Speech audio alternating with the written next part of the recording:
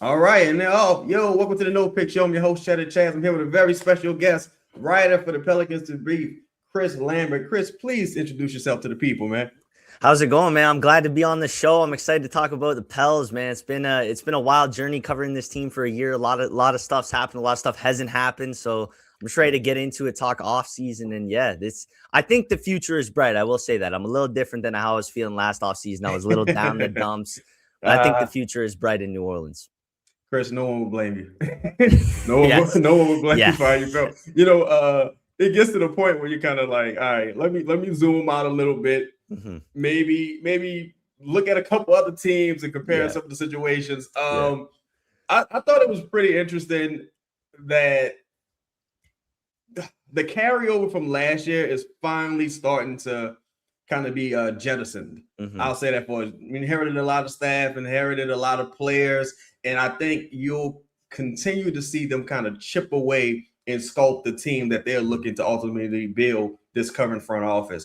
What are some of the things you've noticed in the postseason when you compare it to the Pelicans, and how close or how far away do you see the Pelicans when you look at teams like the Cavs? Well, Cavs probably have the best example right now, but the Cavs, Yeah. Detroit, this some of the other teams. Obviously, we're leaving OKC out of it, but do you hmm see the bones of a good team in the building? I do. I think it starts though. They have the pieces. You have Zion, you have Trey, you have Sadiq Bey. What a revelation he was last season. Trey Murphy the Mm-hmm. third, Dejounte. All of these guys, Herb Jones. All these guys are great NBA players and they're high quality players. They'd be starters on half those teams in the playoffs. But Mm. you need shooters and you need guys who can rebound, and they don't have either of those things right now. I think the bigger thing is Wow. the shooting because with someone like Zion, like we've seen, the key to unlocking this guy as a playmaker, as a scorer is surround this man with at least three shooters, and At he's going to get least. to the basket and create opportunities, not just for himself, but for his teammates. This season, his assist percentage was, I believe it fell down almost 20% from 37% of his possessions he was assisting his teammates to 17%. And that's Wow. because he didn't have shooters. He didn't have shooters. His usage was at the lowest of his career. I credit that to James Borrego not really knowing how to utilize him. But this roster, it has the bones, like you said. It just you need a big time center and you need players who can shoot the ball. And, Jordan Hawkins, he was a guy who was supposed to be that. Hasn't panned out that way. He had the back injuries and stuff, but this team needs shooters.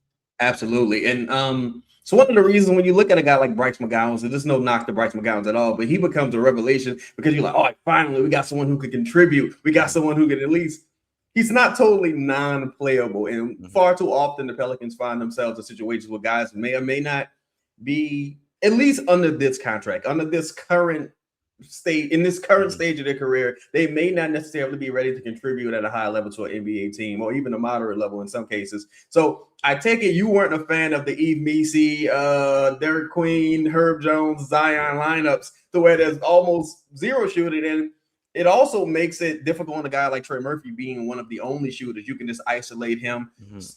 not switch off of him, and pretty much neutralize him to a certain degree if you keep him along that perimeter. So when you talk about teams, aside from shooting, one of the issues I think the New Orleans Pelicans have is physicality, right? Oh, When I look at a team like the Toronto Raptors, I feel like the reason they were able to really push that to game seven, aside from Mitchell and Harden not looking their best at this current stage, was just the sheer physicality, the mass, the strength, and things of that nature. Quite too often, you've seen the Pelicans get overpowered, just pushed out of the way. What do you make of that when you look at some of these teams that's still currently competing in the postseason? yeah, as much as people want to say the NBA has lost its physicality, it's not the same game it was. Yeah, it's not the same game it was in the sense that guys aren't going out there and throwing punches or assaulting people when they're going to the hole. But Right. the playoffs is a Desmond Bain.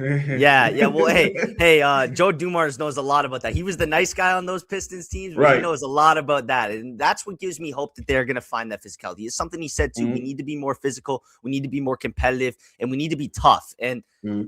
as much as, I don't think those were the top concerns like he was making them out to be. I still think you need good NBA players in the building. He's very much right. I mean, Derek Queen, the key to unlocking him is him becoming more tough and becoming stronger. You can't have 37-year-old DeAndre Jordan, who didn't have a contract and was on the lines of retiring coming into the season, Yeah. be your most physical and your strongest and toughest guy. You just can't. I think Yves Missy is making steps to become that guy. But yeah, you need physicality, especially just on the defensive end. I don't even think when you look at that Toronto Raptors team, they have two elite defenders on that roster. They have Scotty Barnes and they have Colin Murray-Boyles. Jamal Shed teeters the line, but because of his height, he's always at a disadvantage.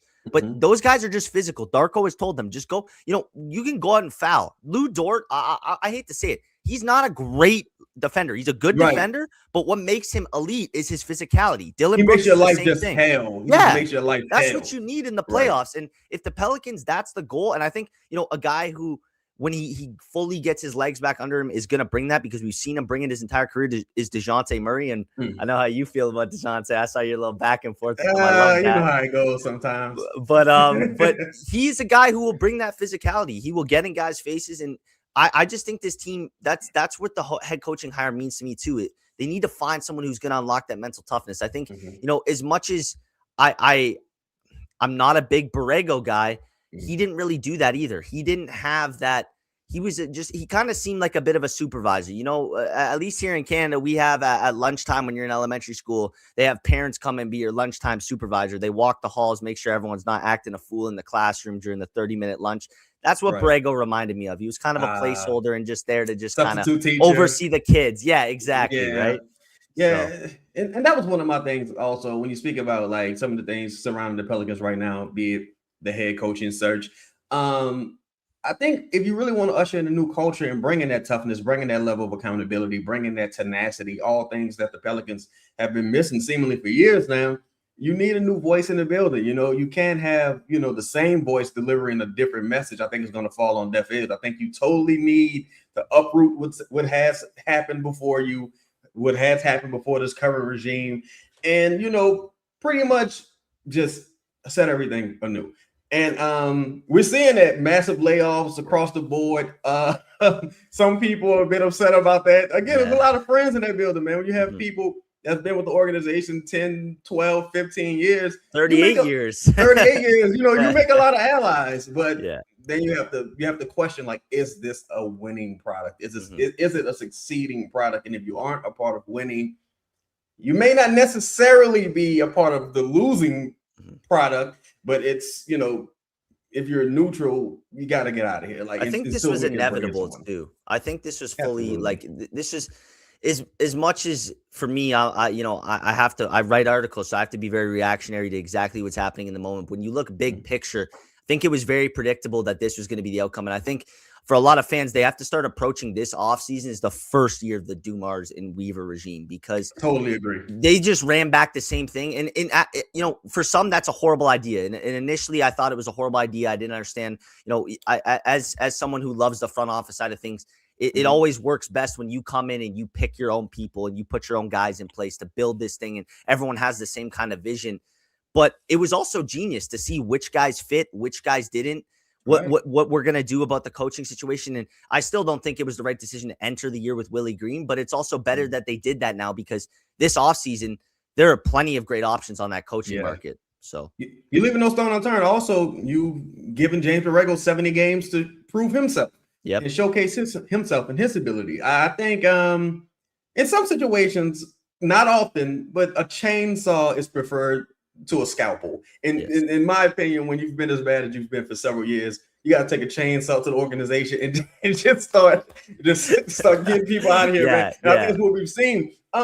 We talk about some of the carryovers. Well, you mentioned Toronto, and I just want to point this out just for 1 second. Man, all right, so Brandon Ingram, right? Brandon Ingram, because a lot of talk went on this season about former Pelicans succeeding in the postseason. And in my opinion, it's like, look, man, after 1 or 2 seasons removed, they're not former Pelicans anymore. Like, they're those things. Nickeil Alexander-Walker is on his 14th. That one hurts, though, man. That one hurts because he is finally becoming what he was supposed to be as a Pelican, man. But his journey is incredible. He went from almost out of the league to having to become a 3-and-D wing, and now he's this complete shifty guard. That one hurts the most. Even Jackson Hayes has been phenomenal for the Lakers too, but he is so far gone from being a Pelican. Both those guys.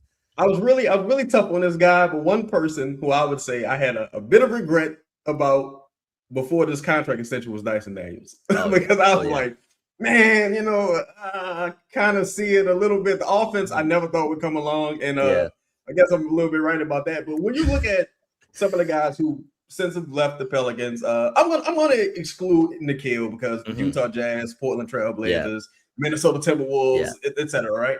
But let's say look at a guy like that's to say when you see the Jose's, when you see the Brandon Ingrams, guys who went from one team to their current team right now. What did you make of their transition to those new teams and their ascension or lack thereof? Because everyone's not ascending. So what do you make? Does it seem like those guys were just trapped into a bad system in New Orleans? Or pretty much are they still the same guys? Or just in new locations? For Brandon Ingram, I think the Raptors, it makes sense why they made the move they did. That was incredible buy low on an elite level scorer, right? But they also continued to do the same thing that the Pelicans realized, and it led to him being traded, which was they had him miscasted in a role he wasn't built for. They have him built as this number one option, and it's the same result that Raptors fans saw for almost a decade of DeMar DeRozan, where it's, this guy's going to be incredible in the regular season, but when the game shrinks up, when defense gets more physical, and when, isolation basketball doesn't work unless you are a Kevin Durant level scorer or a elite 3-point shooter, which Brandon Ingram, quite frankly, isn't, it doesn't work. And I give a ton of credit to Dean Wade. That's one of the guys I would be very interested with the Pelicans signing this offseason because his physicality in the postseason was incredible. Exactly. And he could, you could run lineups where he's at the 5 next to Zion in small ball situations. Like, he's a very interesting player, but he did an excellent job on Brandon Ingram. But Brandon Ingram also just played himself out of that series. So for him, I don't really see the ascension. Then with Jose, my thing with Jose is I'm just happy Jose gets to be on a winning team because that man he meant so much to the city. He meant so much to his teammates, so much to everything from Antonio Daniels on the broadcast. Like, he means everything to everyone who is ever around him. So it's good to see him in a winning situation. He's not playing much right now, but I'm just happy for him. But as far as Brandon Ingram goes, again, I think it's the exact same transition it was with the Pelicans. And it's a little bit different context because the power forward is Scotty Barnes and not Zion. But we're seeing that you need a Zion level score to be paired with a Brandon Ingram for him to be fully effective in postseason basketball. And shout out to everybody to be able to make sure you hit the like button. Also, special shout out to the ultimate professional, Mr. 20 points himself, CJ McCollum. Totally excelled in Atlanta. That's one person I did have a little bit, of seller's remorse about. I'm like, man, CJ, I wish you would have worked out here. Timing is everything, man. Ultimately, timing is everything. You write a lot about. I'm a big fan of your work. You write a lot about Derek Queen's potential ascension and the pairing with Zion. And some people, as oil and vinegar. Some people think that it can work out. Just in a general blanket objective vantage point, how do you feel about that pairing long term? Long term, I don't think it'll ever be good enough to win a championship, unfortunately. And unless something drastic changes and they do things differently and Zion's playing the 3 and Queen's playing the 4, and then you have a true center. But again, then that gets really complicated spacing wise. I just want to read. I wrote down these 3 stats from Cleaning the Glass. Okay. So in his rookie season, Derek Queen was in the 20th percentile among big men in rim finishing. Brutal. Okay. He was in the 91st percentile in long mid-range frequency. And he was in the 12th percentile in effective field goal percentage. While all those things sound extremely concerning, I also think those things 3 months ago would have had me losing my mind and writing just like Derek Queen is never going to be anything great. But I'm taking it from a completely different perspective now because that just shows me that this front office does know what they're doing. They drafted Derek Queen to be a project. And I think everyone who really saw him in college knew that coming into the league, this guy wasn't going to be able to be an entire offensive system. And that's what shows that this front office is doing things right because they're letting Zion continue to be the star of the show, and they're going to have Derek Queen build up under him. And eventually, I think Queen jumps Zion in that role, and eventually it leads to Zion having to go somewhere else. But from a perspective of, can these guys both be on the same team and it lead to winning basketball? 100%. You need good players, like we were both just talking about. Yes. You need good players, and you need skilled players. And with Derek Queen, he has all the skill and the talent in the world. Like, as much as I think Jeremiah Fears could be a top 10 guard in the league, I think Derek Queen could be a top 5 power forward or center in this league. Ooh, okay. But he needs to work on the other things. He needs to get his strength down. He needs to embrace the boring. He really needs to just embrace the boring. And I think working out with DeAndre Jordan, like he said he was going to be in LA this summer, is huge for him because DeAndre Jordan built a reputation as, I'm going to finish plays and I'm going to rebound and block shots. And those are all areas I think Derik really needs to improve on. I know during the season there was rumors that Troy Weaver like pulled him aside and was like, if you're not getting 10 rebounds a game, we're no longer playing you, which I don't know how true that was. Right, I don't know how true it is. That was something we were all hearing. Sense. Exactly, right? This team needed to crash the glass harder. And again, Derik, he finished top 10 in points, assists, and rebounds among rookies. So he does a bit of everything. But I would like to see him, those long mid-range shots he's taken, just step out and take them as threes. Because it's not much of a difference in the shot, in the three-point shot. If you're taking 3 of those a game and you're only making 1 of them, that is bringing way more value to the New Orleans Pelicans than you taking 3 mid-range shots that are borderline threes. So I think it comes down to just getting stronger, continuing to polish his touch around the basket, and letting him be the second unit. I think that's the other thing. I think this team just needs to let him be the second unit. I think it can work with having a backcourt of DeJounte and Jeremiah in the backcourt, but I think if there's anybody who needs to just come off the bench and have their own situation, it's Derik Queen, because it'll be best for his development. I totally agree. I think one question I would have, like, this is something I've seen from watching the team all year due to live streams, is not necessarily can Zion and Derik Queen be good together. My question, and just total transparency, is Derik Queen good? Can Derik Queen be a good player? Yeah. Because, in the NBA, ultimately, you have to find something that works for you. Currently, Derik doesn't necessarily have a go-to scoring move. It doesn't necessarily, the jump shot. His willingness to take those jump shots is incredible, but the stroke hasn't necessarily come along. He's an older prospect. So I think him running with that second unit, he'll be able to find his niche, be able to find ultimately what works for him. Like we just talked about Nickeil Alexander Walker. You have to find your role. You have to get comfortable within that role versus every night your role is changing. You're starting, you're the engine. Now you're not the engine. Okay, now opposing defenses have tape on you. They know how to neutralize some of the things you do. And you have to add strength. Well, literally, you have to be able, him being a below the rim guy, you have to be able to punish guys below the rim. You're not going to be dunking on many people if you're Derik Queen. So you have to be able to, abuse those guys in the post. A couple times last year, I've seen guys like Tim Hardaway, even Cam Thomas kind of, just bodying him up, man. Just bodying him up in the post. And it's like, bro, that can't happen. You're too good. You're too talented to happen. Personally, I think he tops out as an NBA 4. I never really. Yes. Yeah. It has to be. He has to be a 4 ultimately, and he was a 4 in college. He played with another big college. And look at this is the thing too. When he was playing against and this is DeAndre Jordan, and DeAndre was phenomenal last year in the 12, 13 games he played. But Derik Queen's best games, even on the glass, he had 11 rebound games with DeAndre Jordan next to him. It just makes things so much easier for him, not even in the sense that just he is going to be a 4, because I agree, he has to be a 4 in the NBA. He just doesn't have the natural instincts that you need from a center. And we've seen that early in his rookie year. But just the comfortability that having another presence next to him brings, where it's not like, okay, I have to have my head on a swivel and know where the ball is going to be and know exactly what everything's happening. It just takes so much pressure off him. And that's why I think the center position, other than the 3-point shooters, and I think you can find budget 3-point shooters in free agency to bump up those margins. This team needs a center. Yes. And, credit to Yves Misek. I thought he filled in the admirably this year when given opportunity. I think a lot of people forget this is Yves Misek's second year. He's only been playing basketball for about 6 years at this point. Physically, he's beginning to fill out a bit. You can see he's putting the work in. Footwork is improving. Had a couple of nice moves this season. Energy, too. He's just pure energy. Sometimes getting 4 or 5 blocks a game. That last game versus Orlando Magic at home, he was incredible. So the guy, he's been trending in the right direction, in my opinion. I think he's a solid rotational big, but I also think you want a pencil in starter at that position ultimately. It's funny with Derik, before we transition over to some of the more distressed assets in the league and guys who may be able to fill some of those voids that this roster has, is almost like living in a bizarro world, man, because you had Anthony Davis, who incredible player, who was probably best suited at the 5, doesn't want to play 5. I'm a 4. Evan Mobley, like Evan, wants you to play 5. Like, I'm a 4. But then you got Derik, who's clearly a 4, and he wants to play 5. So it's like, it's crazy, man.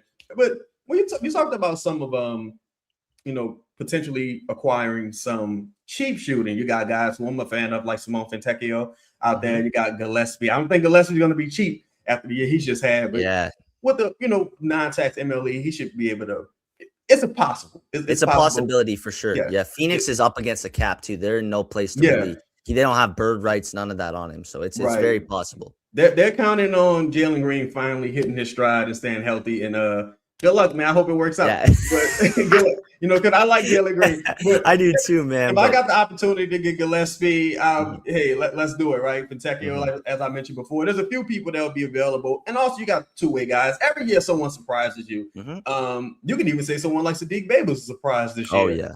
And won a $6 million contract. What are some of the distressed assets around the league that you've identified? And you see as people that the Pelicans could potentially take a flyer on?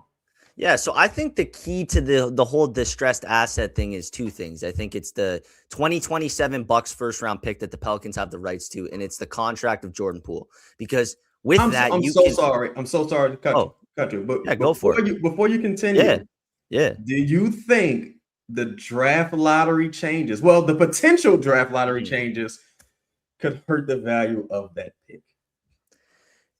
You know what? It totally could, but also I think when you could look help at it also. Yeah. I just hate the NBA for that, man. It's like you have all these teams bottom out. Oh, the Spurs, they just got Dylan Harper, a guy who's going to probably finish his career as a top 10 player of all time, and Victor Wembanyama, who in his third season just set the playoff block record. Right. I mean, Chris Finch would tell you a few of those were gold pens, and I don't know if he's wrong, but right. And then you get Stephon Castle, and then they went and traded for De'Aaron Fox, like. And now cheap at that for cheap. And the Mavericks, a franchise that looked like it had nothing going on because they trade away Luka for Anthony Davis. You jump from 10 to 1, if I'm not mistaken, right? Exactly, right? So now that these markets that we like in the NBA are getting good again, we're going to punish teams like the Pelicans, the Kings that have been stuck in the gutters for so long. It's ridiculous. And it also comes down to just this draft class is stacked. There is 14 guys in this draft class that I could name right now that I think could be all-star caliber players in the league. Wow. But that's the only reason everyone's freaking out about the tank this year. That's the only reason that teams were tanking as aggressively as they were. There was a reason people lost their minds when the Pelicans traded away their pick in this year's draft for Derek Queen, because this draft class is stacked. But guess what? Next year's class, I don't know if the number one guy in that class would go top 10 on my board. I just don't. And I don't even know who the number one guy is, because, as much as I've watched the Tyron Stokes tape, he kind of just looks like a worse version of Paulo to me. And we're seeing Paulo get played off. Well, not in this postseason, but we've seen Paulo get played off the court many times. And it's a struggle for these bully ball non-jump shooters. So I can't stand the NBA for that. That's my little rants about that. I just can't stand it. I love it, man. I totally agree with you, because I think ultimately, this is not nothing profound. I'm saying ultimately you just never know, because Anthony Edwards wasn't beloved coming out of college as a number one pick. They were questioning if this man liked basketball. Right. And we already know the story with that, like how this has turned out, right? Yep. Again, you talk about tanking and being rewarded. You look at a team like the Houston Rockets. They got 2 number 3 picks on their team, and neither are really living up to that standard. I mean, we talked about Grady Dick a little bit earlier off screen. We talked about Jordan Hawkins. I wouldn't put Reed Shepherd in that class, but you talk about Jabari. There's Chet as the champion, but does Chet look like the number 2 pick in the NBA? Like Jaden Ivey was the 5th overall pick, and like he's out of the league for different reasons, but he was the 5th overall pick. Right. So, and that was one of the stronger drafts. How it was classified in. Benedict Mathurin went 4th or 5th or 6th, something like this shit. Yeah, like it's crazy. You don't know. Bro. Yeah. Like, what if you redo that draft? Now Ben Simmons that year, Brandon Ingram, Jaylen Brown, Jamal Murray. Draft looks a lot different. There's an argument that Jaylen Brown is going number 1 in that draft. There's an argument that Jamal Murray could potentially go number 1 in that draft, even as great as Ben Simmons' early NBA career was. Ultimately, you just never know, man. Exactly. But when we talk about distressed assets, I'm still holding out for Jaylen Brown. It'll never happen, but it'll never happen. But who are some of the distressed assets you've identified? Yeah, so I got a long list here, but I'll start with this one because this is something I wrote about. I think I put it up yesterday. Okay. Drew Holiday is one that I think is very intriguing. And I don't think it's a situation where you're trading Jordan Poole and that pick directly for him. I think you can get back maybe some future draft capital, even, some picks in this year's class, whether that's from the Bucks but I think that would be a 3-team deal because we've heard that Portland is very, very ready to be aggressive. And as much as their ownership group cuts down on costs, I've seen it with the NHL and the Carolina Hurricanes, as much as their new owner cuts down on costs when it comes to, in-house things, he is fully willing to spend to make the best team possible, put the best team out on the court or out on the ice in the hockey world. So they very much are my player for Giannis. They have the 2030 Bucks pick. They have the 2028 Bucks pick. They get the 2027 Bucks pick. There's no team with a better package that the Bucks would consider than that. So Drew Holiday, bringing him back would be a nice homecoming. I think it also allows you to have the opportunity to potentially explore Herb Jones trades a little more aggressively, maybe look to upgrade the center spot with his contract, because then you have, your point of attack defender in Drew. Drew was phenomenal this year too. 16 points per game, 37% from 3, 6 rebounds, 4 assists. Like he's had a bit of a resurgence coming off he's of still when a he did in high-quality Boston. player. And he shows that he can play whatever role you need. He can be a corner sitter. He can be in the dunker spot. He can initiate offense. He's just a great basketball player. The other guy I got on this list is Tyler Hero. I've heard that name several times. I mean, the way that the Pelicans have to approach this is what teams want Giannis and what teams are going to be desperate enough to put together the best possible package that we can send them Jordan Poole's expiring salary in this Bucks pick to, bring something in that can impact winning. I also like the idea of just calling Milwaukee and saying, hey, you give me Bobby Portis and AJ Green, 2 high leverage shooters, 2 quality impact players, and you give me, some second round draft capital. Maybe you sprinkle in one of your young players, and we'll call it a deal if we give you Jordan Poole in this pick back. And then you guys can figure out whatever else you want. I also don't mind the Miles Turner idea. I'm a little hesitant because I think rebounding is very much. Yeah. If this was 4 years ago, we were talking about bringing Miles Turner to pair with Zion, I'd be for it. I don't know if I am nowadays.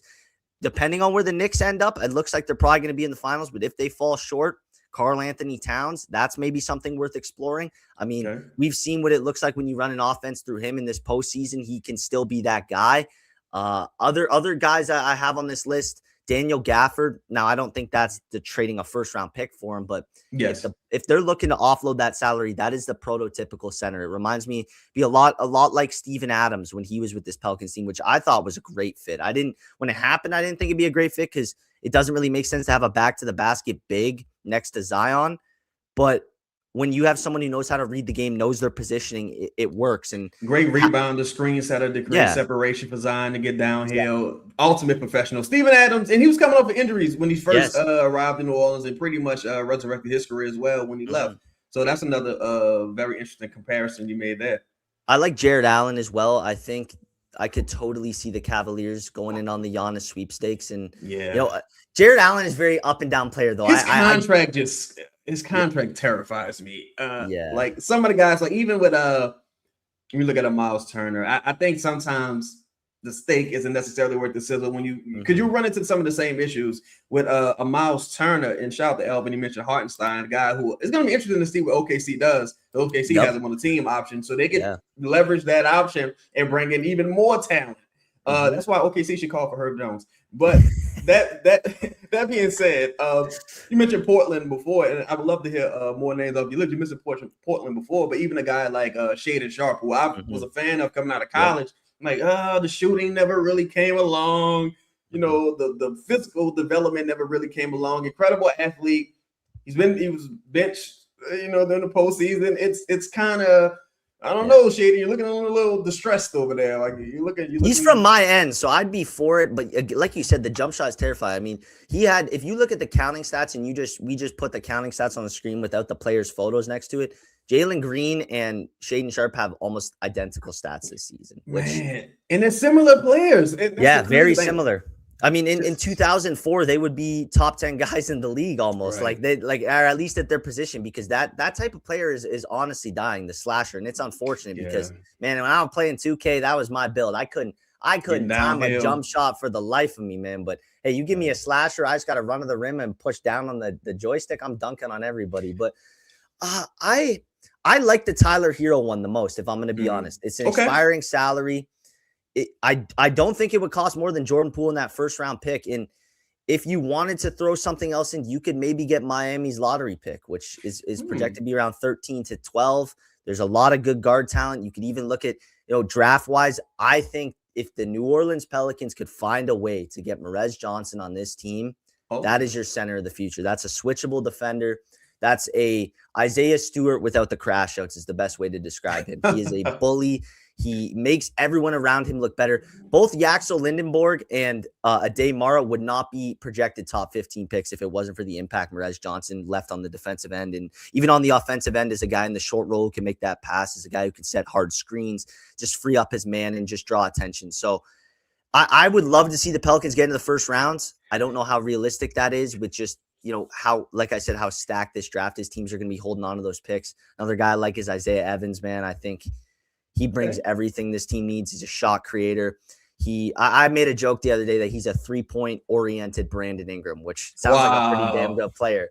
Both slim frame, 6'7", has guard skills, can shoot the 3 ball.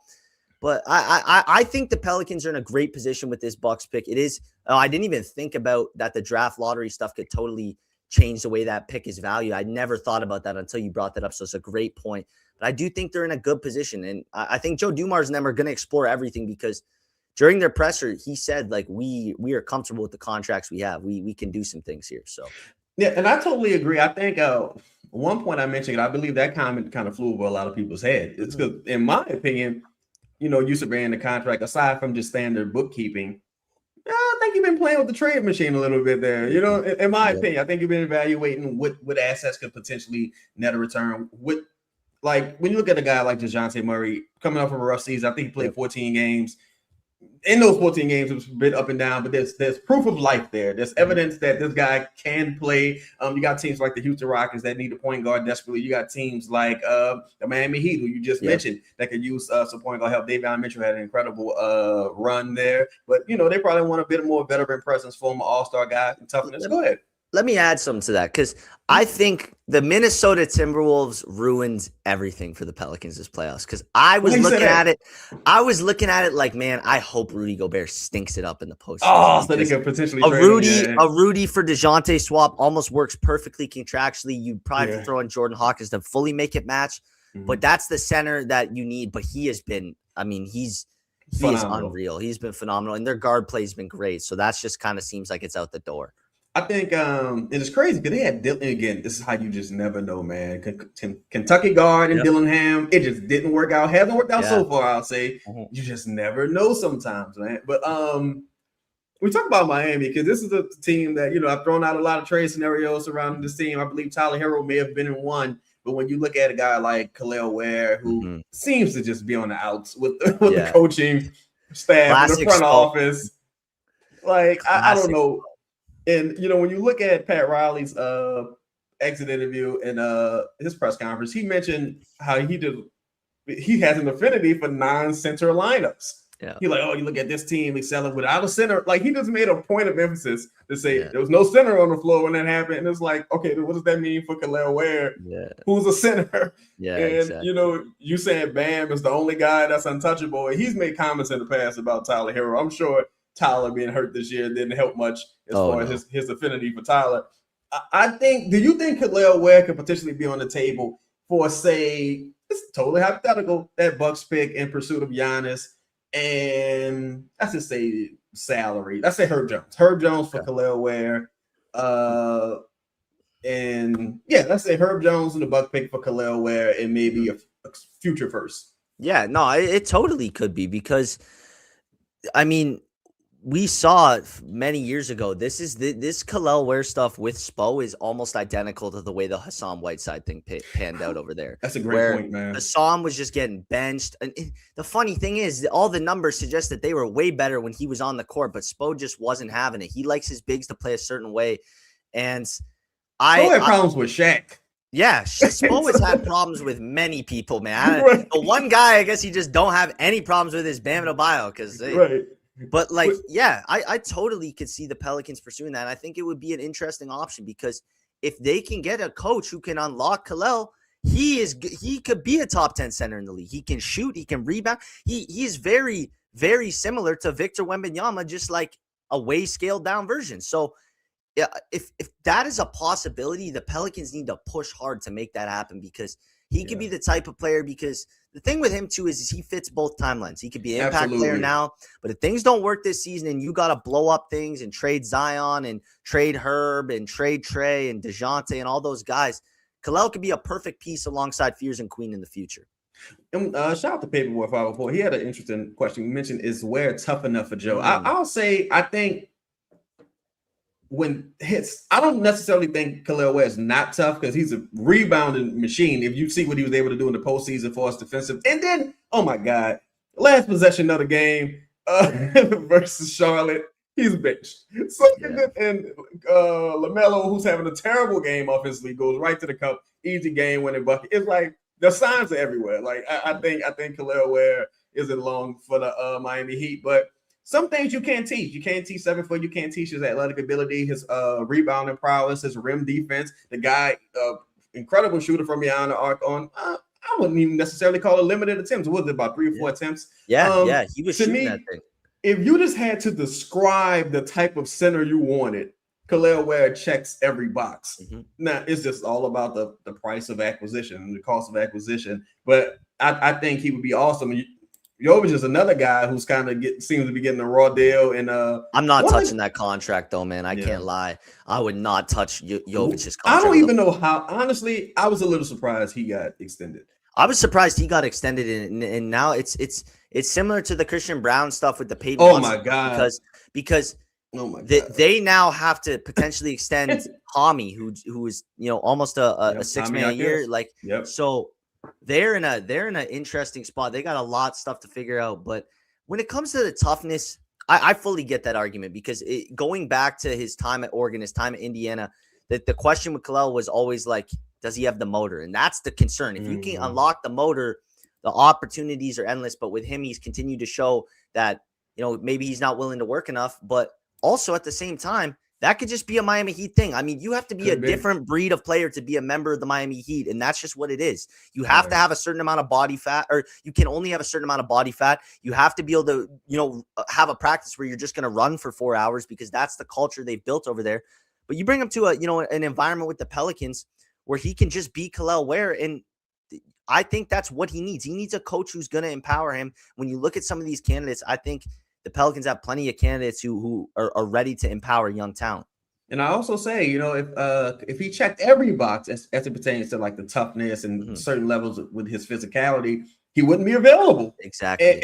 And that's another thing. You got to take risks. You got to take risks. You mentioned the Denver Nuggets. Do you have any distressed assets on that roster? Because there's quite a few guys on that roster who may be getting out of there. If they're even able to move some of these people. Yeah. To be honest, it's tough.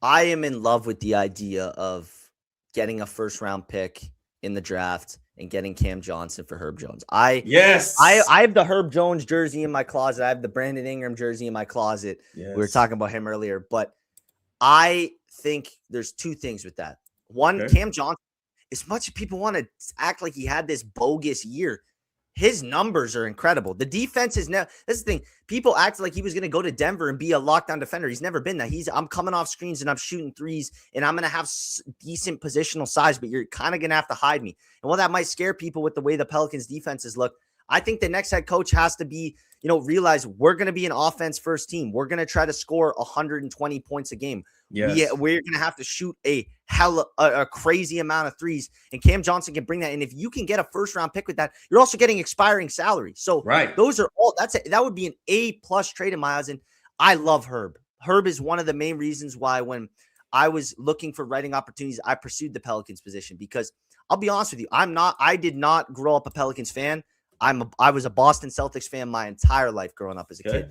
And taking this job has completely shifted the way I look at things. I'm way more deeply connected to this Pelicans team. I feel invested in them. As much as people I grew up with were chirping me when the Celtics booed, I was like, you know what? Like, I couldn't give you a full breakdown of the series because I was so tapped in with what's going on, trying to figure out stuff for the Pelicans right now. But Herb is incredible. Herb is a great defender, but the injuries, the shooting is just gone. The shooting is gone. And I don't know if that comes down to the shoulder. I don't know what it comes down to. If it comes down to confidence, if it comes down to he was just having a bad year. But that's scary as hell for a guy you just extended for $20+ million for the next. Well, he already has another year on his contract, about 14, and then he goes up to 20. So that's terrifying to me. And if the Denver Nuggets need that point of attack defender, which, I mean, Jaden McDaniels showed that they definitely do. Right. Herb Jones can be that guy for them, and they might be really desperate. And if the Pelicans can bring in Cam Johnson and get an opportunity to get back in the first round of this year's draft, they have to do it. I think, man, do you know how bad the Denver Nuggets failed in this particular postseason for that bulletin board material to fly over their heads? It didn't inspire anyone. Multiple injuries. Chaz, Mike Malone was the problem, I thought. Yeah, clearly it was Mike Malone. And yeah, it was all Mike Malone. And here's the crazy part, bro. You get rid of Mike Malone, you ultimately get rid of the GM as well. Mike Malone didn't give Christian Vaughn that contract. Maybe he advocated for it. We don't know. But Mike Malone didn't extend Zeke Naji either.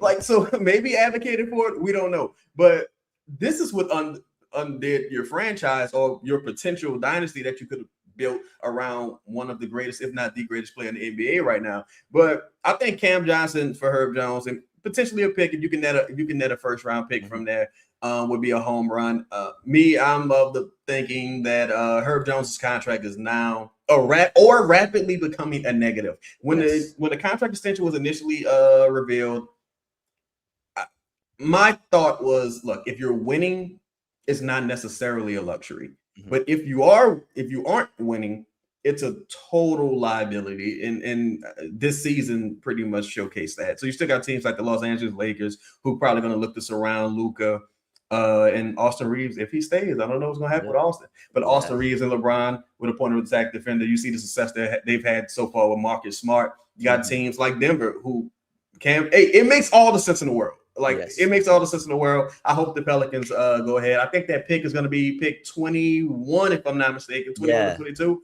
Yeah, something like that. But Troy Weaver, notorious draft scout, I'm sure he'll find someone serviceable in that range. That's the thing, man. Like that's what bothered me, in retrospect, the most about the Derek Queen trade. And it's not about Derek at all. It's just Troy Weaver is a draft genius.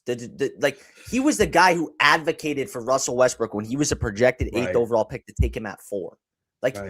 He sees stuff in young time. Jalen Duren, Isaiah Stewart, Sadiq Bey, Asar Thompson, all of these guys. Even, the Cade Cunningham pick was a no-brainer, so you can't really consensus number one, but still.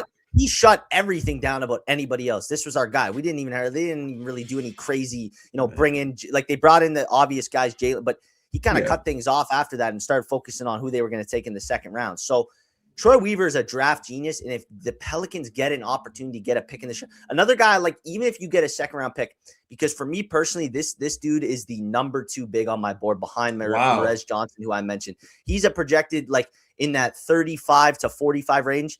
Henry Vasar from UNC. Okay.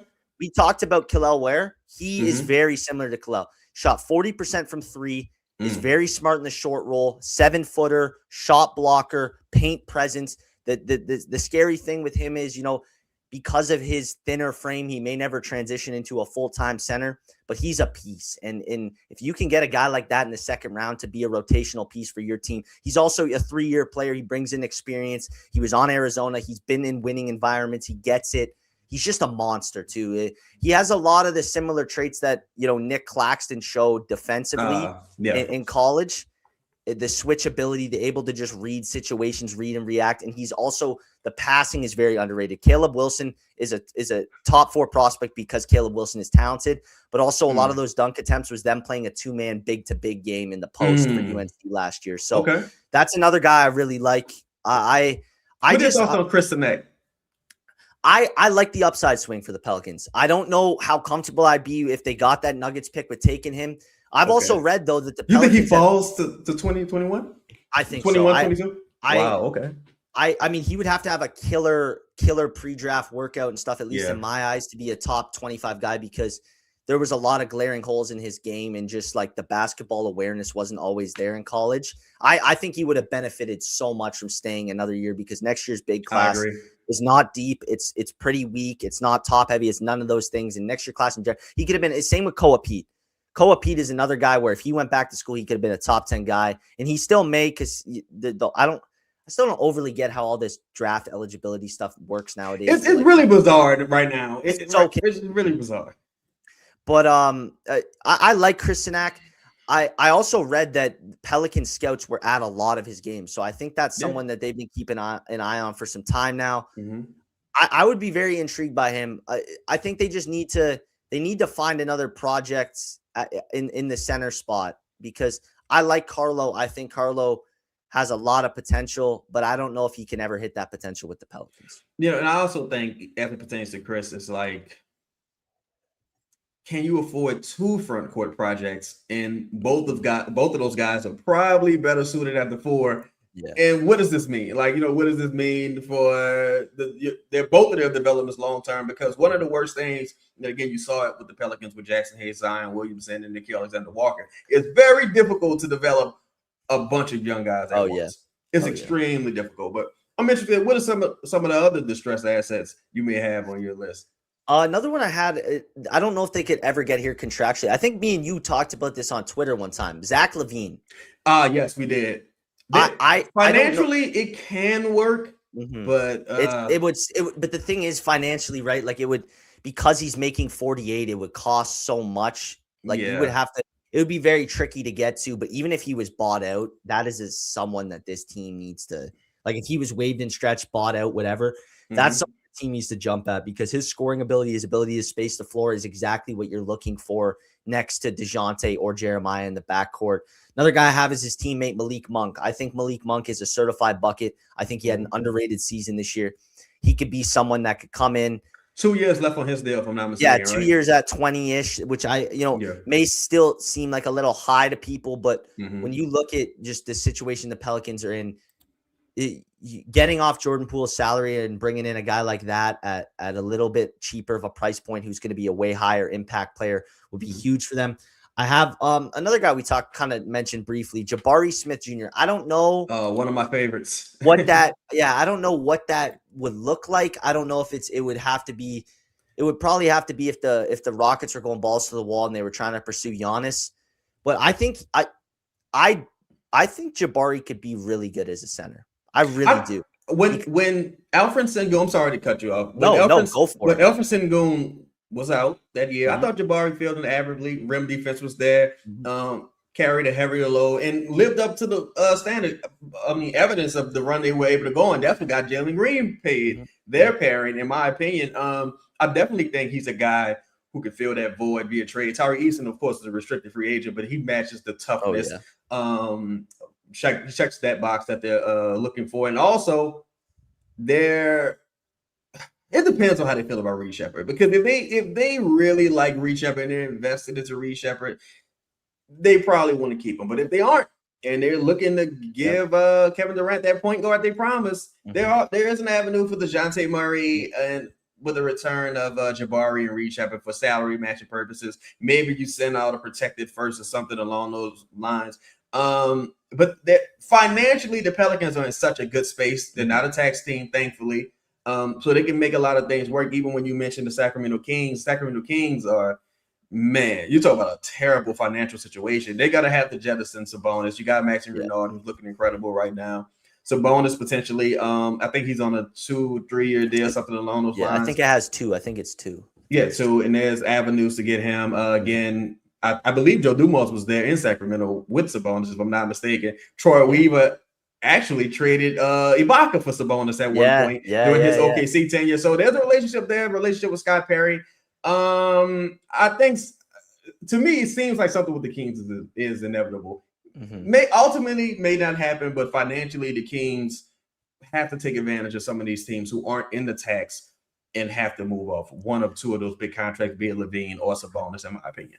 This goes into more free agency, but I have a few names here, and I want to mention a Sacramento King because if the Pelicans do explore trading DeJounte, they need someone to kind of fill that void.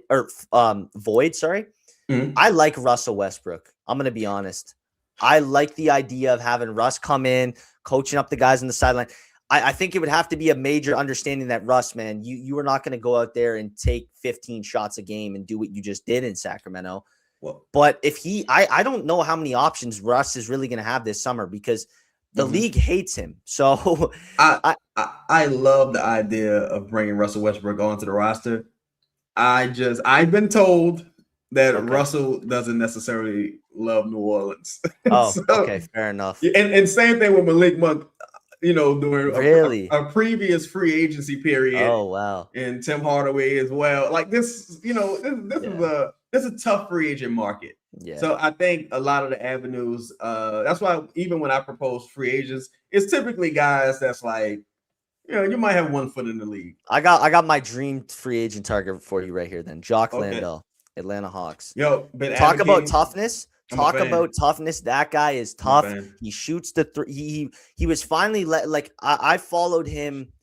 There's a guy, Clan the Spurs fan. Okay. He was doing videos. I was really tapped in because I was high on the Spurs future prior to Wemby getting there. And when they signed him, I did my research. I watched some of his tape from overseas. He has always been a guy who could space the floor, and the NBA just wouldn't let him do that. And this year he was shooting threes, like around three threes per game. He was shooting above 35% from beyond the arc. He could bring that spacing, but he also rebounds hard. He's not a great defender, but he's aware. And I think that can be passable when you have a front court that also has a guy like Louis Missy who has the shot blocking instincts and that type of stuff. He would be awesome, and I don't think he's going to be too expensive. So I think he's a very solid journeyman big. I was interested in him coming from Houston, and ultimately, if I'm not mistaken, they just waived him. They wouldn't even be able to trade him. So I think he went to Memphis for a spell, if I'm not mistaken. Ultimately ended up where he is now. I'm a fan of his game. Solid rotational big. I think he got kind of caught up in the mix of Sengun. Exactly. Well, they signed like Steven Adams, Tyree Eason, all these guys. My couple of my dream free agent acquisitions. One guy, and I'm surprised you haven't mentioned him. Yeah, he's probably on your list. Precious Achiuwa is one that I think would check a lot of boxes. Yes. I already mentioned Fontecchio, Gillespie potentially. Buy low, Kevin Huerter, man. He shot like 30% from three this year. You bring that guy in, we know what he can do. So Jordan Goodwin's another one too. If they can't get another guy, they can't get Colin Gillespie, that's a dude who fits the toughness mold for sure. Okay. I think if I had to go with my most likely free agent acquisition to address shooting, I probably say it's Fontecchio. And I don't say that like reluctantly or like with any regret. I just say that because of the connection to Troy Weaver in Detroit. Guys coming off a really quality year, leaving Miami, had a really solid shooting year. Only about 31 years old, I think. Still relatively young, especially for a shooter. Yeah. Should come really cheap. And leaves you avenues to go bring in another body via free agency. Pelicans have two spots available on the roster, if I'm not mistaken. It's going to be interesting to see what happens with DeAndre Jordan, who I've heard may want to return. And I just hope he just bring him in as like a coaching role. Honestly, if you can do that, that would be ideal. That would be an easy way to have a 16th guy on the roster, almost. You know what I mean? Yeah, it may be ideal. I was told that he may want to reach year 20. That is a good point, right? So I don't know. Maybe it's more of a Haslam role versus player coach role, which I would be more comfortable with. But do you think guys like Day'Ron Sharpe and Mo Wagner out of the Pelicans price range? Do you think they're out of the price range though? Not at all. I think Day'Ron Sharpe actually did himself a bit of a disservice having a team option that second year with Brooklyn because like, dude, what are you doing? You're a fringe starter there. I don't think he had a large market this past free agency. I think someone like that would fit the bill in some instances. He shot the three ball a little bit this year too. He started to kind of add that to his game. I didn't watch a crazy amount of Nets, but the games I did, like there was a point towards the deadline where they were kind of just letting him run the offense, and he kind of looked like similar stuff to what Derek Queen does in the offensive role. He's a very talented dude. Big body guy, tough, strong, showcase his ability when he got the minutes. For me personally, I think if my starting center can shoot, awesome. But I think rebounding and rim defense is probably what I'm looking for the most. Just like we spoke about Miles Turner. I'm like, Miles Turner, he can shoot, but it's not enough to offset the lack of rebounding. Exactly. Well, that's the thing with Vucevic, right? People want to see Vucevic. I just wrote something. I hate that idea. I think Simons for Vucevic was one of the worst. I think that cost Boston a second round appearance. Yeah. Yeah, because they thought, oh, Terrible like trade. Tatum's gonna come back. Dude, you need scorers. That team needed scores. They had dogs, and they not Yeah. saying Vucevic was gonna be a dog, but they thought they needed another dude in the front court. And as much as Nemi Keita like struggled in the round one, he closed out the series strong, and he was an incredible option for them at the 5. Even Amari Williams looked better in his few games with the Celtics than Vucevic did. Vucevic was just so lost defensively. I don't know if you saw that stuff. He was like picking his nose on the sideline. My God. Yeah, that was it's like, bro, what are you doing? You finally get an opportunity to compete again, and you just don't show up at all. Shout out to Elvin. You said, what about Tim Hardaway Jr. as an option for shooting? He's another guy who the Pelicans, if you don't know, the Pelicans at one point were offering guys way above their market value via free agency, and people were just turning the Pelicans down. Now, this is during the David Griffin regime. Things have changed. This is years later. People are older now. The money may not necessarily be out there, but I don't think you want to. I think you want to go cheap and with prove it guys. I think you want to go guys who may have some upside. That's what like a Gary Trent Jr. Even. Yeah, the Gary Trent Jr.'s. He's an older guy, but still proven veteran. Never really been a problem anywhere he's going. I know he was with Toronto for a while, and that was like his peak. Dude, and he was nice in Toronto. I thought we were trading for him. Yeah, he had the world thinking, or at least here in Toronto, he had the world thinking, man, he was about to be next CJ.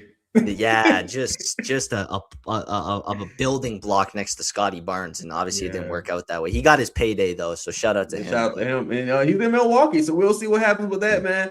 Yeah, we're gonna get to some of the star questions. I'm sorry, did you have anything else? Did you coaches? You wanna? Oh yeah, of course. For me, we've heard different things, and I'm telling you, Chris, bro, it's been a lot of smoke. And it's all smoke. It's all smoke. I'm checking my phone. Look, sometimes there's a fire, sometimes it's a smoke screen. So, you never know. Joe plays a lot of things close to the vest. I still believe Rajon Rondo. If I had to bet, he would be my favorite. If Joe Dumars is making the decision, if Troy Weaver's making the decision, I probably would lean Hetzel. But, being a Pelicans fan for all these years, it's probably going to be Jared Jack. Somewhat along those lines, and that's no knock to Jared Jack. But I'm just saying it's probably going to be. Yeah. What are your thoughts on the names you've seen listed in the coaching search thus far, and who would be your preferred target? Yeah, my guy's Hetzel. I just think that 20 years of NBA experience. He's been a G League head coach. If I got to pick any coach in the league who was currently employed to be the Pelicans coach, I would pick Jordi Fernandez because he's the perfect blend of toughness. Just a culture builder, developing young talent, and they had to force this man to sit out older players this season, so they stopped winning games. So the fact that he's the lead assistant over there, he's coached multiple summer league teams. He can be the perfect mix of if things go well and we need to compete for a playoffs, he can be that guy. If they don't go well, he can be the guy who leads this next generation of Pelicans basketball with guys like Jeremiah and Queen at the forefront. The name a lot of people hate, and I laugh every single time I see it, is the Darvin Ham stuff. And I don't understand the hate. I don't either, because if I'm being honest, man, he had a 90-74 record in 2 seasons. Took a team to the conference finals with lost against the eventual champions with giant egos. And if they weren't the LA Lakers, people wouldn't have talked about the fact that the guy had his hands in his pockets. Maybe that's just how he stands comfortably. He's a bigger dude, man. Maybe he just maybe there's back problems. Yeah, who knows? But the thing is, if he was the head coach of the Indiana Pacers or the Memphis Grizzlies and he had those results, even the Pelicans, he would have lived out a 4-year contract, and then they would have made a decision. I see him a lot in the same boat, and I talked about this with Jamal Mosley in a recent article. I don't want Jamal to be the next head coach of the New Orleans Pelicans. I don't. Right. But if it did happen, it wouldn't necessarily be the worst thing, because these guys sometimes struggle to make adjustments. Him, Ime, and Darvin struggle to make adjustments, struggle to counter elite coaches. They also set a precedent, they build a culture, and they build an identity. And the Pelicans have, in my opinion, since the entire Zion era, have never had a true identity.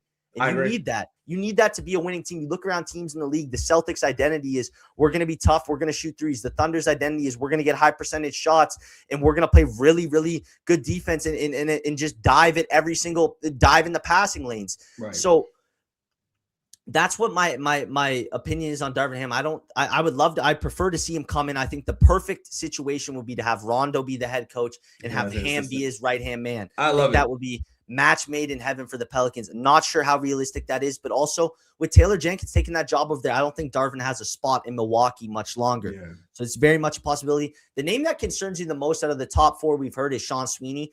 And I understand, he has a similar situation to Hetzel, almost 20 years of NBA experience, may actually be 20 years of NBA experience. But he's a defense-first guy, and I think the NBA needs to start approaching the head coaching world. This is more from a fan's perspective because I think front offices do this like the NFL does, where you're going to have a head coach, but it's more about having a marriage between your head coach and your assistant where one's going to focus on the offense and one's going to focus on the defense. Right. And I think the Pelicans need an offense-first guy, and that's what opens my eyes to someone like Rajon Rondo, because he was a leader. He led teams to the finals. He helped manage personalities between Garnett, Pierce, and Allen.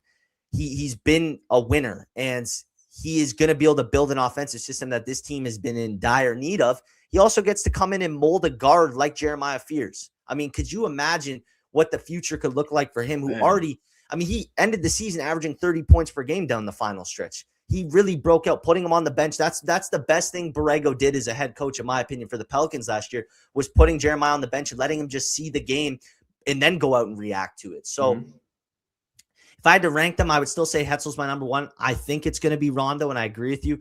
If Rondo comes in, though, they need to look at what the Lakers just did with J.J. Redick and bring in assistant head coaches like Nate McMillan, Chris Gent, even who's never been a head coach, but he's been around the league for some time. They need to bring in guys who, have experienced it. And that's the other advantage with bringing in a guy like Hetzel. He could poach people from other places. He has more relationships around the league.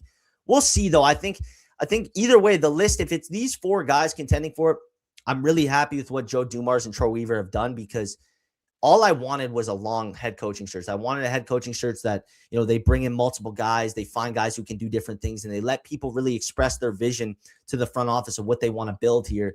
And I think it's a good position. I think they're in a comfortable spot when it comes to this next head coaching decision. And it's just, I'm grateful. I think Willie was a great guy, but I'm grateful that they're moving casting a wide net and moving on. Yeah. And shout out to everybody in the building. We got 142 people in the building. Make sure you hit the like button. And we're going to transition to some of the star questions. My preference, of course, is Rondo. I think it's funny you mentioned Coach Borrego with the Jeremiah Fears benching. I've been told that wasn't necessarily his decision. But, player empowerment, man. Shout out to player empowerment. But, ultimately, I do think it's time to go in another direction. And also, I think there's something to be said about winning that PR battle with a Rajon Rondo hiring, because now maybe you become, people cast a bit of an eye on you in free agency. Maybe players say, I wouldn't mind playing for Rondo. Maybe assistant coaches say, I wouldn't mind coaching with Rondo. And there's going to be a bevy of guys. Again, Troy Weaver's experience in OKC and Detroit Pride. There's going to be a bevy of guys that's come through that system, assistant coaches, former head coaches, that he may be able to call and bring in. You got guys like Dwayne Casey. You got these former head coaches who may be a little up there, but they're just there in a transitional position to kind of help usher Rondo into a potential head coaching role. It's going to be interesting. I heard Chicago has some interest in Sweeney potentially, and that's before Tibbs was mentioned. And there is take him. Go ahead. And there's also the opportunity that we get a hiring out of nowhere, and we just never saw it come. I could see that being Mike Anora. I think now with out of Minnesota, because with Minnesota with Matt Lloyd not being hired for the Bulls position, which was the entire talk that it was going to be this guy has Chicago roots, all these things. That's what everyone thought it was going to be. And when they hired Bryson, it was a bit of a shocker. So I think the shocking hire could be Mike Anora, and I'd be all for it, because I think Chris Finch has proved time and time again he's a top 5 coach in this league. Oh yeah, every time people try to count him out, he shows up and he just and for times, Mike Anora ended up transitioning. I know this because a good friend of mine, works closely in Timberwolves circles. He is now the late game play caller for that team. So when they're in the timeout, as much as Chris Finch is the one telling the guys what to do, Mike Anora is the one relaying the message. And that, for a Pelicans team that could not close out a damn game this season, that might be nice. So 20 plus blown leads. Oh, man. You saw the stat. I posted it enough time. amount of times You want to I'd talk be about sitting four-quarter there. meltdowns, man? Yeah, that's the funny thing too. I saw what you said the other day. Someone was like, "Oh, well, Borrego fixed their slumps coming out into the second half," and you were like, "Yeah, but that it carried over to the fourth. It's even Yeah, it worse." went from the third quarter to the fourth quarter. It's like, Yeah. that's not fixed. That's not progress. I would have full pre-written articles ready to fire up the second the game was done, and I'd be like, I just stopped doing it because I'm like, man, like I think it was actually this is different because they end up coming back, but that Rockets game where they forced overtime. Oh yes. Dude, I had like just a whole 500-word thing ready to go. I just had to pop in the stats, put the final score in. It was ready to go. And I go downstairs and I'm talking to my mom. I come back up here and I'm like, bro, they just went on a 20-0 run. Like, what are we doing? God. It was an so unpredictable games, season, bro. man. It was an unpredictable season. It was a crazy ride this year. And to me, I mean, when you were promoted to, instill an identity, certain core principles, and you never really saw that translate to the floor, I think you just can't go back with Borrego. Last comment on that would be, I don't really care if he didn't lose the locker room. You lost the games. The whole losing the locker room thing, he never had the locker room. Yeah, he never really had it to lose. Willie lost the locker room. I'll give everyone that. Right. I think he had the locker room lost before the season even started. But what locker room did Borrego ever have control of? There was no lock. It wasn't like, and this is the thing I'll talk about with DeAndre Jordan a lot. The Pelicans never had a toxic environment. For a team that won 26 games, you never saw, like, the most toxic stuff was like Jordan Poole sulking on the sidelines, which for a guy getting paid $34 million and getting told when he came in he was going to be allowed to be a lead guard for this team to go and play 36 games this season. Yeah, I would be sulking too. But there was no that whole losing the locker room thing is ridiculous because the more important thing is this team lost games when they didn't own their first round pick. That's what this comes down to. Yeah. Lost a lot of winnable games too. And and they weren't tanking. And that's even more of an indictment on what happened this year. So shout out to everybody in the building. Make sure you hit the like button, share it live, hit the bell notification also, and also consider becoming a member, subscribe. So let's get to a couple of the start questions. Shout out to LB. Say, hypothetically, if the Spurs lose this series, do they consider Giannis, and does that make the Spurs team does that make them a more difficult team to deal with? I don't think they pursue Giannis. If I'm being honest, I last offseason we heard a lot that was a conversation that was being had, but they just weren't willing to part with their guys. And I don't think it would be a smart move for the Spurs. I don't think I don't see Giannis winning another championship. I'll keep it quite frank. He's 30 plus years old. He's had consistent injuries the last several seasons. And I'm giving the Bucks credit. They did everything this man wanted. Absolutely. They found budget ballers. They found Ryan Rollins getting paid $4 million. You know what I would do to have a guy like Ryan Rollins on the New Orleans Pelicans right now at that price point? Are you kidding me? Yeah, it could. I would love it, man. He would. He is. Hey, especially if you bring his coach Rondo over. Who knows? Oh, man. It could happen. Something that people need to talk about with Rondo more too. He did even with Ryan openly saying, yeah, Rondo helped empower me to become the player I am. Like, that should be more of a reason to hire this guy because if everything fails, if he can turn Jeremiah Fears into a multiple-time All-Star, that's a massive win. Back to the Spurs thing, I just don't think they do it. I think they're just going to continue to hold their cards tight, and they're going to wait, and eventually the move they will make is trading De'Aaron Fox because Dylan Harper is going to be a superstar in this league. He just needs his time. Man, that contract is brutal. I think ultimately styles make fights. Ironically, I think the Pelicans would have fared pretty well in the series versus San Antonio, but I think San Antonio would fare well in the series versus OKC.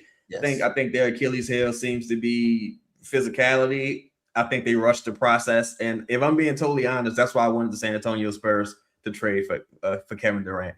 Because I wanted their environment to totally disintegrate, and so the Pelicans could potentially ascend. Luckily, he went to the Rockets, so I'll take one of those victories. It's okay.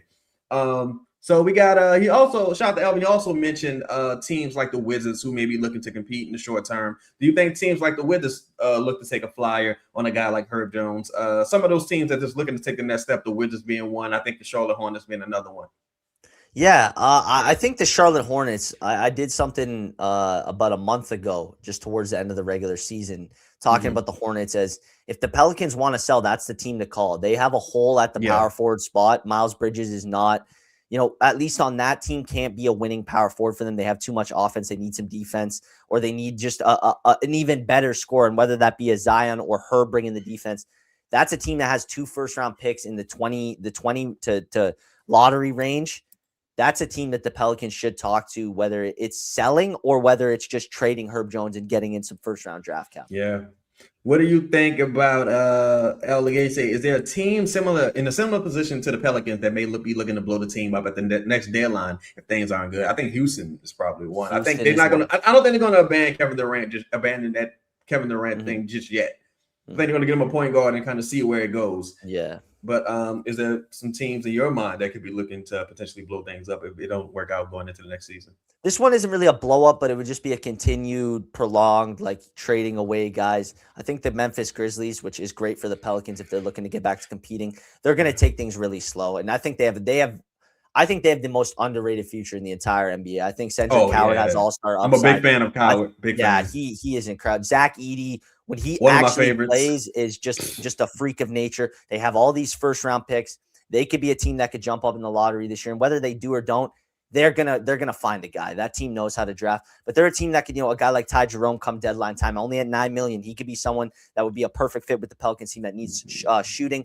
GG Jackson. GG Jackson too. Santi Aldama. Like they have so many guys on that roster that are quality rotational guys. They just don't necessarily have that star, and that's one of the reasons why I think Ja grew impatient aside from his own injuries. But I think that team has a very bright future in my opinion as well. I'm trying to think about other teams around the league. We think about Phoenix. Phoenix should definitely be one. I would call for Dillon Brooks, honestly. I was just about to say that. You talk about building a culture. There's no one who's done a better job as a player in the last decade than Dillon Brooks at doing that. What do you think about, okay, this is unrelated, but what do you think about Mark Williams as a target? Are you steering clear because of the injuries? No, I am actually hoping that he's going to be the one to figure it out here. And that's one of those situations. I mean, look, they got Malawak for what it's worth. Mark Williams has been a dud there. I thought he would transition. After the last time I saw him in Charlotte, I thought he would be a match made in heaven over there in Phoenix. But it's one of those things where I don't know if they abandoned ship just yet because, again, you don't have a point guard. And they traded 2 firsts for him. So yeah, you traded 2 firsts for him. You can't abandon ship just yet. I'm sure the Lakers are happy that they didn't go in that direction. What do you think? He has a player option, so this probably isn't going to happen. What do you think of DeAndre Ayton? Y'all staying clear of DeAndre Ayton? You can hear my thoughts on DeAndre Ayton last night on Lake Show Life. I put up one thing, and then that man is the biggest. He is definitely Houdini, man, because he will trick me. He will go out and finish a series against the Houston Rockets with 43 rebounds in 3 games, 14.3 rebounds per game down the stretch, and then go out last night and pick up 4 fouls by the 4 minutes into the third quarter and have to sit, and they had to play Jackson Hayes, and that game just got derailed from there. The idea of him is incredible because as much as he's not a shooter, he spaces, at least inside the arc, he spaces things out well, but he has horrible hands. He has a horrible mentality, and he is just not consistent. You want to talk about just talent that just is it's so unrealized. It's really a shame. Yeah. Like when you really look at it. And final question here says, hey, do y'all think the Pels are trying to get three of their targets? And what do y'all think of Antonio Daniels as a potential assistant coach? I like the Antonio Daniels as an assistant coach. I don't know if he would do it. He seems like not a carefree guy, but just someone who he loves what he does, and he doesn't want the stress. That's just added to him. I'm not sure how his family situation is, whether he's like married or whatever. But if he is, that would just be another reason to not really want to take on having to travel. I guess he actually travels all the time. Yeah, he travels with the team. It's a good little point there because he knows the team well. The players love him. Mm-hmm. I just wonder how it would be to break that wall of going from being the guy who, while he isn't always singing their praises, is mostly speaking positive, to having to be that honest truth type of guy for them. That's probably why you should never really become friends with your coworkers in certain instances, especially your boss, because once your boss has to behave like you're a boss, it can sour the relationship to some degree. Yeah. And I'm sorry, I know I said the last one, but this will be the last one. Say, what's the biggest skill that Fears and Queen could develop that would make them both starters? With Queen, it's not necessarily a skill, but like I talked about earlier, it's the strength. It's getting stronger.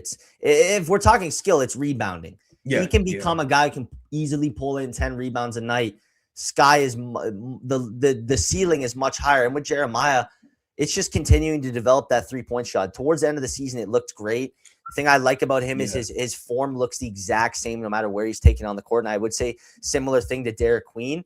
But yeah, if Jeremiah can get up to 5 attempts from 3 a game at the clip he was shooting this season, that just opens up so much more. As a guard in today's NBA, we saw with Scoot Henderson in the early part of the playoffs. If you're a downhill, speedy guard, if you can shoot the 3 ball, defenses can't scheme for you because they can't play too tight on the ball because you're going to blow by them. They can't give you space because then you're going to shoot it. So yeah, for Jeremiah specifically, if he really becomes a threat from outside in the perimeter, sky's the limit because he has the shot creating, he has the swagger, he has the built-in leadership skills, he has the toughness, he has the rim finishing, he had he has all the tools. It was an excellent pick by the front office. Home run. I also think him being, like you mentioned before, that downhill speed. The Pelicans team not having a ton of advantage creators. I would say Zion's probably been one of the few that they have on this roster. His ability to get downhill and his improved finishing around the rim wasn't great this year, but it improved as the year went on. Facilitating improved as the year went on. Shooting, of course, improved. His trajectory appears to be good. If he can build upon that, I think the sky's the limit for him. And I agree with you. I think he has potential top 5, top 10 guard in the NBA potential, in my opinion. So Chris, appreciate you coming on, brother. Tell the people where they can find you at, man. Yeah, so on Twitter at Chris Lambert NBA, Pelicans Debrief. You don't even have to type my name. I'm on there. You'll just see my name right away. Lake Show Life, where I do some work for the Los Angeles Lakers site for the same company I write for the Pelicans.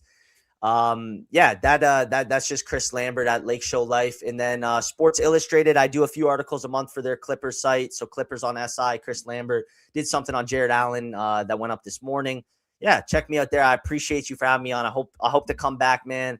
Because this has been a blast. Man. It's been a blast. Hey, after we hire this coach, I got to get you back on. Got to get your perspective and see where things could potentially be headed. Yeah. I know you got a lot of incredible draft insight. Please make sure you read Chris's work. Consistent output, and one of the few writers for the Pelicans that's consistently putting out work. And I think it's very important for us to continue to read sports journalism instead of just talking head content like this. It's easy. It's easy to just click on YouTube. But you got to go there. You got to read, and you got to get that insight. And you can't get it nowhere else aside from Pelicans Debrief. Again, thank you all for joining. Man. Please be sure to like, comment, subscribe, hit the hype button, and we're out. Peace.